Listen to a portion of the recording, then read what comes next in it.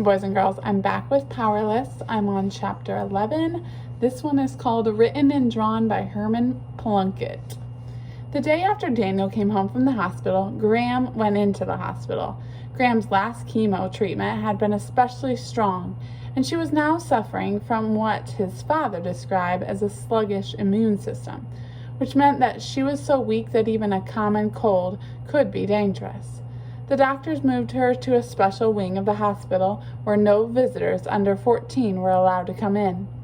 Until she got stronger, Daniel and Georgie wouldn't be able to visit her, but their mom went to the hospital every day and their father visited every evening.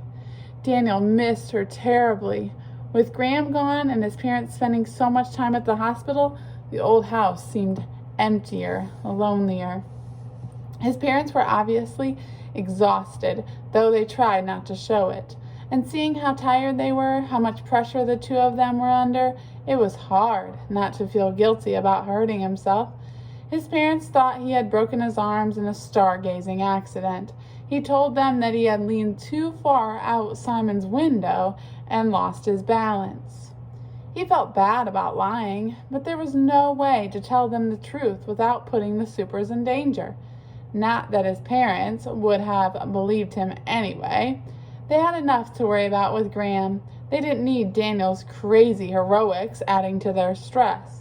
So, Daniel found himself with time on his hands. The doctors had told him to stay home from school for another week.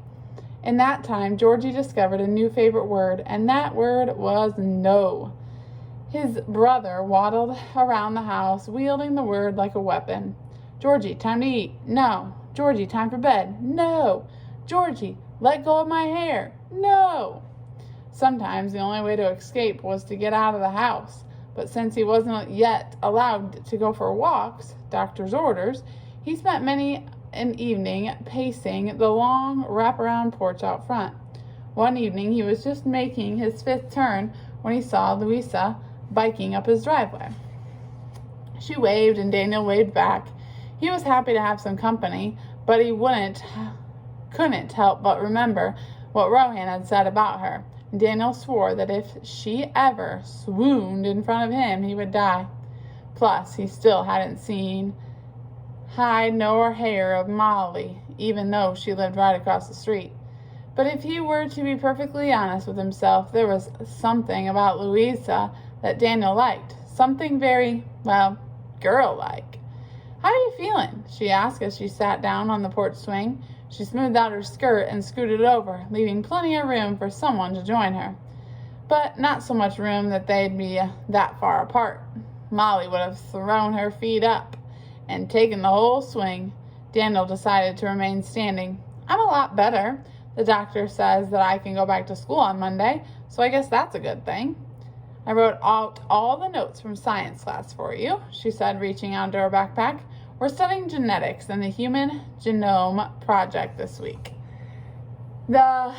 She handed Daniel a sheaf of neatly written notes, complete with color-coded highlights. "Wow," said Daniel. "You didn't have to do all that. I could have gotten them from Rohan when I got back to school." "Well, I didn't want you to fall behind, and it's interesting stuff, mapping out human DNA. Mr. Snyder said that it's like a big scientific puzzle, like a mystery. And I know how much you like mysteries." "Yeah, I do." "Well, thanks, Louisa. These are great. Really, this is very, sweet of you." Louisa blushed prettily at the compliment. It was funny. Whenever Molly blushed, her face got all splotchy red as if she were getting ready to break out in hives or something.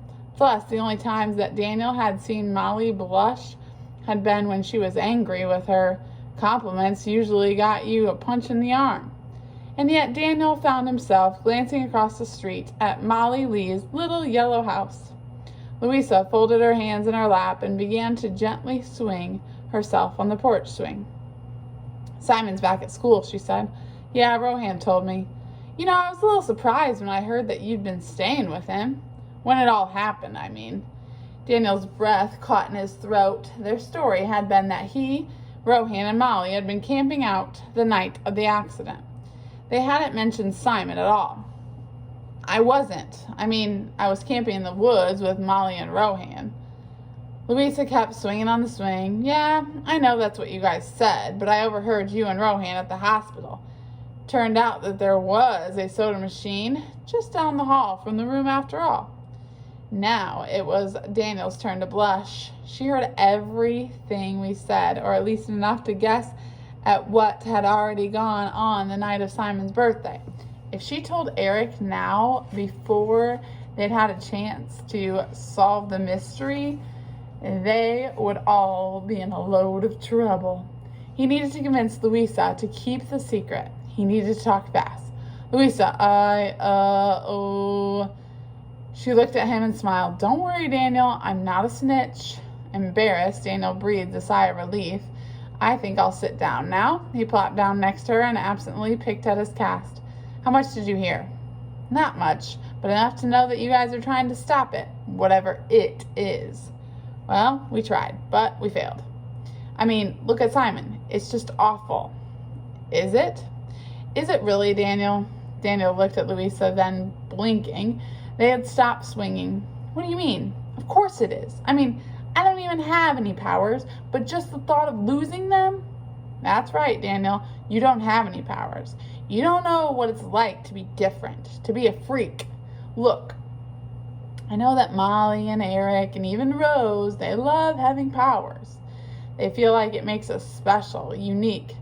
But what if I don't want to be special? What if I don't want to change the world?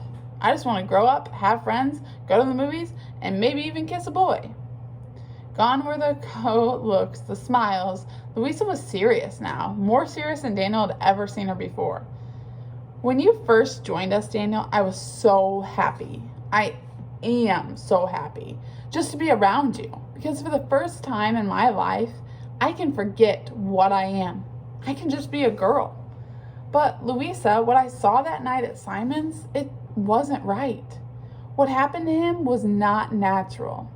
Something is doing this to you, and I know deep in my gut that it's wrong.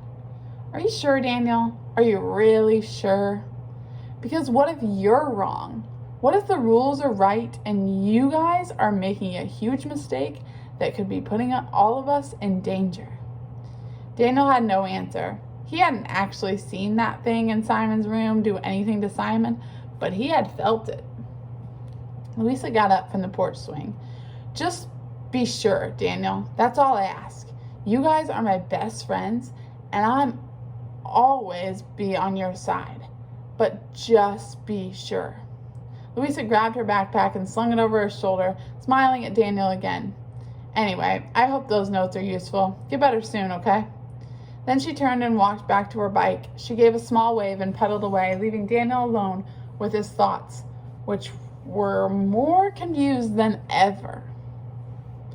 Back in his room, Daniel pored once more over the old issues of Fantastic Futures, starring Johnny Noble. If there was a clue in there, he needed to find it now more than ever. Daniel was convinced that Louisa was wrong about what had happened to Simon, but she was right about one thing. He needed proof. It was irresponsible for him to act without it. The pages were fragile, and Daniel had to be all the more careful since he couldn't use his broken arm. Eventually, he found a comfortable position at his desk, with the comics spread out before him and his cast propped up on a stack of books. The dull ache that had bothered him so much in the hospital was gone, only to be replaced by a constant tickle. Most of the time, he could slide a pencil into the cast to scratch it, but every now and then the tickle would creep just beyond the reach of even the pencil. And in those moments, Daniel felt like smashing his head into the wall. The one thing Daniel noticed upon rereading the stack of books was that this was not a complete set. There was a gap in the middle where the issues jumped from number 76 to 79. 2 comics were missing from the collection. Still, the rest of the books were obviously collector's items, and that was only part of their value. These stories were the closest thing that the supers had to a history, and Rohan had shown a lot of faith in their friendship by trusting Daniel with them. And though he couldn't quite believe that the supers were the legacy of some comic book hero, Daniel wondered if there was another connection here that they were all overlooking. He flipped open one of the books and studied the publishing credits on the first page. According to these, the comic came out in January of 1946. So long ago. Written and drawn by Herman Plunkett. What a funny name, thought Daniel. He tried to picture Mr. Plunkett, a grown man sitting at his drawing table, creating stories out of the life of Jonathan Noble. What an imagination that guy must have had. On a whim, Daniel went online and typed in a name search. What he found was an archived newspaper article just a few months old from the Noble Herald, and the headline read, "Plunkett Philanthropies donates new university library. Dedication ceremony chaired by resident Herman Plunkett himself." Resident Herman Plunkett? Could it even be the same man? That would mean he was still alive and living here in Noble's Green. Daniel decided to do a name and address search, and sure enough, there was an H. Plunkett on Cedar Lane. The man who created Johnny Noble had been living here in town all this time, and none of the supers knew that. Cedar Lane was not far from Elm, and it took Daniel all of 10 minutes to make the bike ride, even favoring his bad arm. If he made good time, he hoped he could be there and back before his dad returned with Georgie from daycare. What was surprising was that Cedar turned out to be a private lane with one lone, large house at the end of the street. Actually, house was an understatement. If there was a single mansion in Noble's Green, this was it. Tall pillars of white marble lined the broad entranceway of the immaculate kept front garden. A white old-fashioned arched roof peeked over the trees. Herman Plunkett had obviously done very well for himself. As Daniel walked up the winding garden path to the front door, he played a little game with himself. He tried to guess what Herman Plunkett, the creator of Johnny Noble, might look like. Would he have a friendly face, bug-eye spectacles hanging from the bridge of his nose, maybe a big, bold pipe like the one Sherlock Holmes smoked? Maybe he was still writing and drawing, and Daniel could find him hunched over his drafts table, sketching away. As he approached the pathway's end, Daniel noticed a well-dressed older gentleman standing a few feet away reading the paper. The man wore an expensive suit and had a neat white beard. He smiled as Daniel approached. "Excuse me," said Daniel. "I'm here to see Mr. Plunkett." "Oh, I think you'll find him inside. Just ring the bell and tell his nurse you're here to see him." "Oh, thanks," said Daniel. "Not a problem, son," the man said with a smile and went back to his paper. Daniel wondered what that man's job might be, standing out here all alone. Security, maybe. He was a big guy, if a bit on the old side. Daniel rang the front bell, and after a minute or so, a woman's plump face appeared in the door. Hi, my name is Daniel Corrigan, and I was wondering if I could speak with Mr. Plunkett. See, I'm a big fan of his work, and I was hoping to get his autograph." "Mr. Plunkett's work?" The fat nurse scoffed. "You're a fan of businessmen, are you?" No, his comic books. See, I have a bunch of comics that Mr. Plunkett drew a long time ago." He opened his backpack and showed her the contents. With his arm in a sling, it was a struggle to do that much. "Comic books, huh?" she asked, peering into the bag. "Well, I wouldn't know anything about that. Mr. Plunkett was a very well-regarded businessman in his day, but he's long retired now. And you really should try reading real books, you know. Those things will rot your brain." Daniel sighed. This woman was a real pain. He looked over his shoulder to see if he might get some assistance from the well-dressed gentleman, but the man was gone. "Hold on," said the nurse, looking him up and down. "I'll go and see if he's awake." Awake, thought Daniel. It's only 4 in the afternoon. Just how old is this guy? The nurse returned after a long minute. Mr. Plunkett will see you, but you don't have any sweets on you, do you? Mr. Plunkett's on a strict diet and I can't have any sweets. No, I don't have any candy. She glanced at his backpack. You sure? You little boys are always carrying around chocolate bars or licorice drops. Licorice drops? Nothing, I promise. Can I please go see him? Fine, go on. He's in his reading room this way. But don't let him bribe you into sneaking him any treats. He knows better. The reading room turned out to be a small annex off the main building, and through the large glass doors were rows and rows of books, newspapers, and magazines. Several comfortable, overstuffed chairs dotted the room, each equipped with its own reading lamp. In the chair closest to the window sat a shriveled little man wearing an old sweater and bulky glasses. He was so small that his feet barely touched the floor, and his face was buried in an old paperback book. Despite the thick glasses, he had the book pressed so close to his face that it almost touched his nose. On the book's cover was an illustration of a spaceman jet-packing toward an exploding rocket. This had to be Herman Plunkett.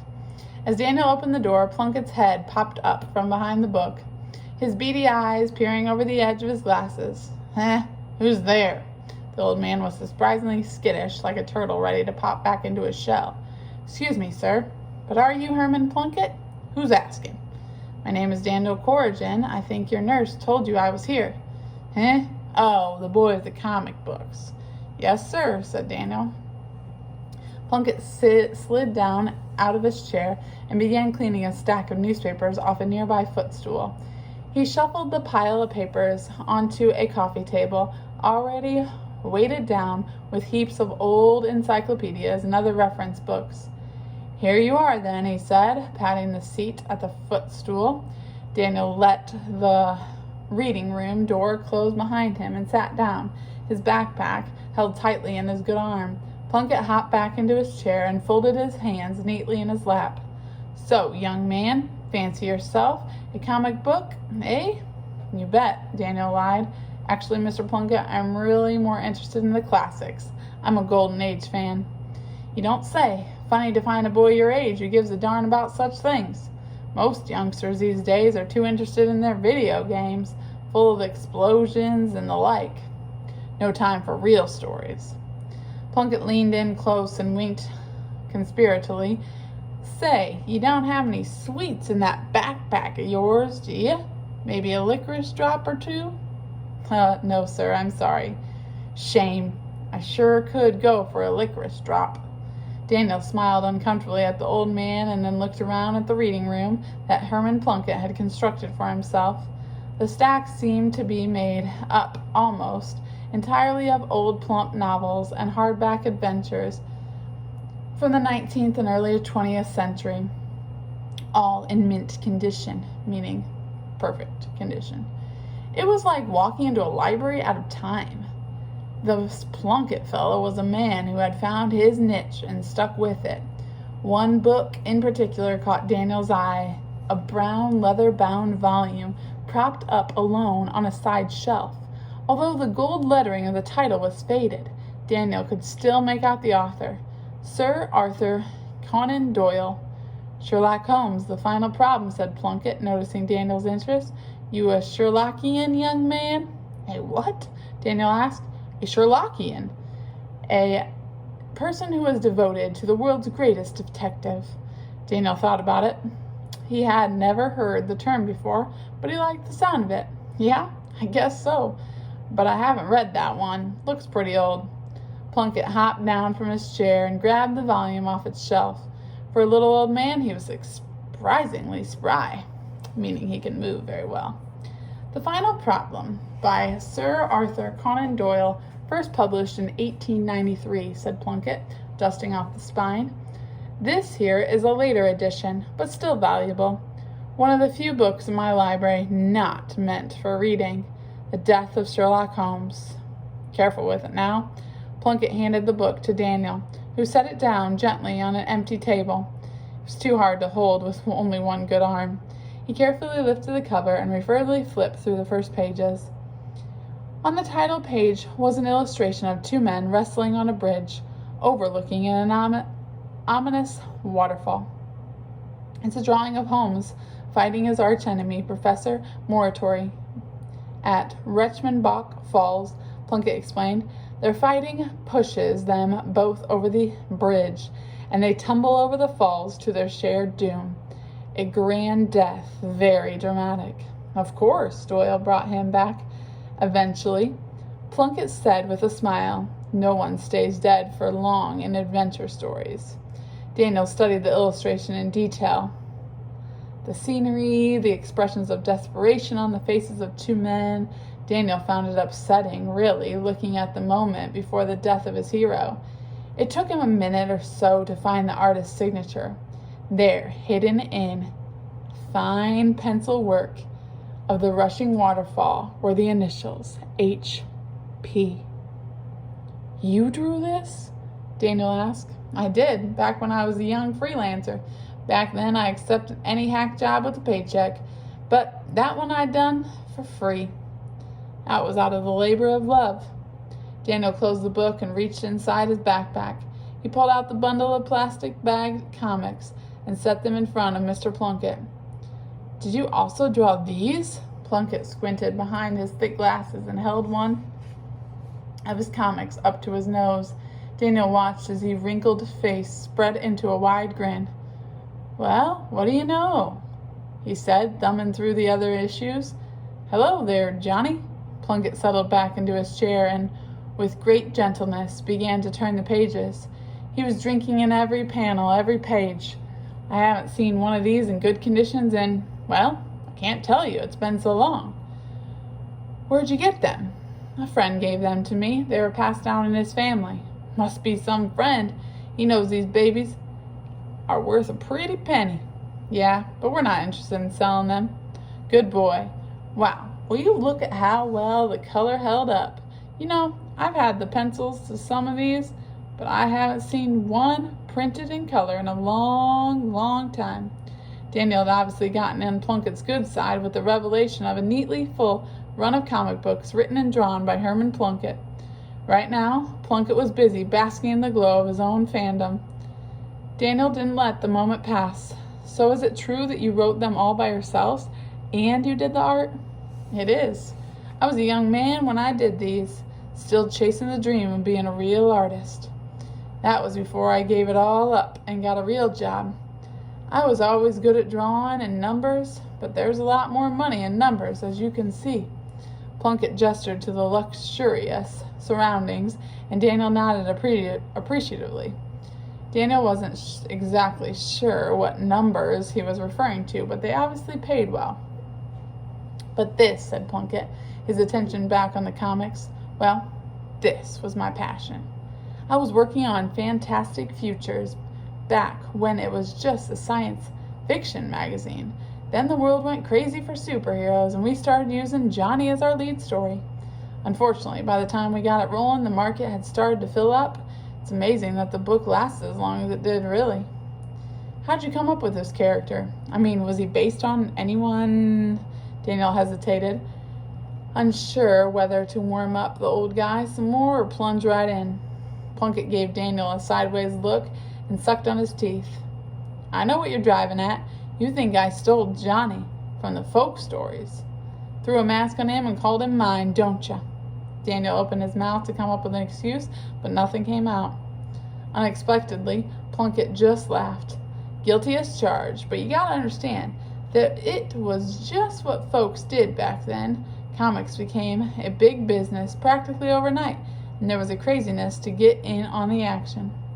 And being that I was from Noble's Green, I felt that I had some right to tell stories about them. Daniel nodded. So it was true.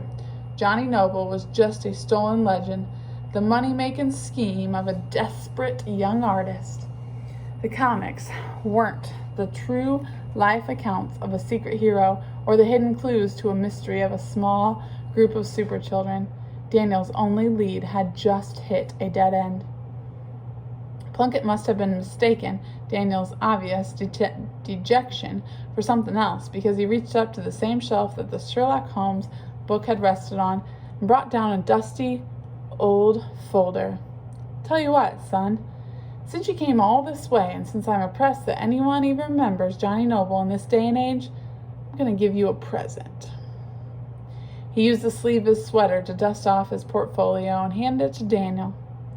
Inside, neatly laminated, were original penciled pages from Fantastic Futures starring Johnny Noble. There was no ink or color, and the dialogue was missing in places, but Plunkett's original pencil drawings were still breathtaking. His talent was undeniable, even back then. This was quite a treasure, and even though Daniel didn't find the answers he was looking for, this gift still touched him. "Thank you," he said, and he meant it. "Now, if I see those popping up for sale on the internet of yours, I'll be mighty disappointed," said Plunkett, wagging his finger. "They won't, I promise." "All right, then, you better run along now. It's past my nap time, and old Nurse Hardbud over here gets mean when I miss my nap. But I'm glad you came by, my boy. You gave me an old man a nice walk down memory lane. And remember, enjoy those sketches. Those are one of a kind." Back in his room, Daniel lay on his bed and stared at the ceiling, depressed. The trip to Plunkett's house had been a failure, and Daniel would have to report back to Rohan that all his detecting had turned up nothing more than some cool sketches. He had to admit he was stumped about the shadow. After a time, the boredom finally got to Daniel, and he went to his desk and opened Plunkett's portfolio. As he flipped through the pages of Johnny in action, he comforted himself with the knowledge that Eric, at least, would love this stuff. Here were the original drawings of Johnny, lifting tanks, dodging bullets in midair, and fighting for honesty and decency. Eric would treasure them, at least for the few weeks that he had left to be a kid. He was about a third of the way through the sketches when he saw it, the cover illustration of issue number 77. Heart pounding, hands shaking, he went to his backpack and searched through his stacks of comic books. 74, 75, 76. Daniel went back and looked again at the cover of issue 77, the first of the missing magazines laid out before him. The cover featured a nighttime scene. A sleeping boy next to an open window. Outside the window, Johnny Noble was swooping down out of the sky. In the room, reaching for a boy's sleeping form, was a shadow. A shadow that Daniel had seen before, a shadow with a heart of fire. The banner across the top of the page said, "Introducing Johnny Noble's trusty new sidekick and his diabolical archenemy, both in this one fantastic issue. But will Johnny be too late to save his new friend from the terrible hands of the Shroud?" The Shroud. The Shroud. Breathless, Daniel sat back in his chair. Their enemy now had a name, the Shroud. That's the end of chapter 11. Chapter 12 is Molly's new plan.